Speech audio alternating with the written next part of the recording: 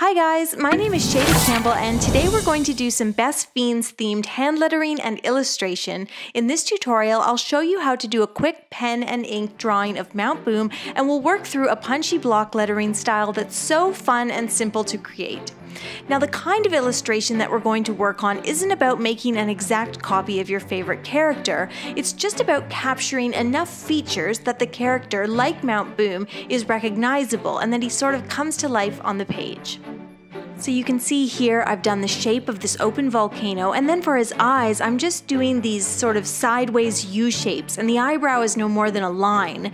A big wavy line across the entirety of him creates this surly mouth, and you can see how Mount Boom is sort of emerging on the page here, and I give him a couple lines because he's, all rocky. I'm gonna write Party at Mount Boom across the bottom, and we'll get into the hand lettering portion in a moment here. I'm going to go over this in pen so that you can really see what I'm doing, but I'm really just creating this rocky look, so everything's a little jagged with lots of lines and line shading to make him look, like a volcano, because that's what he is. For the mouth, I'm putting all these tiny little lines sort of tilting in towards his mouth, and that kind of gives that look of a surly face. The eyebrows, again, a little bit of line shading, and then for the eyes, I'm going to just color them in using a lot of line shading to make them nice and dark and sort of cavernous, and there's no highlight or anything there, just lots of line shading. So by capturing the dark eyes, the surly mouth, and the slanted brow, I think you sort of get all the key features of Mount Boom, and even if you don't draw it perfectly, he sort of pops off the page.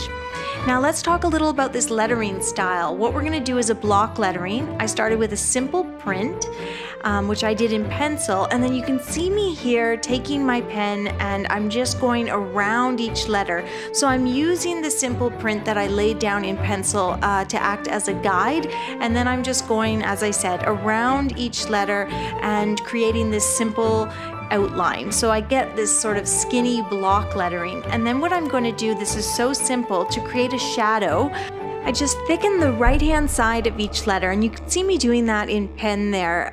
It's just as easy as going along the edge of the letter and just adding a bit of thickness, and you can sort of work away at that slowly, and it gives this really cool look and helps the letters sort of pop right off the page.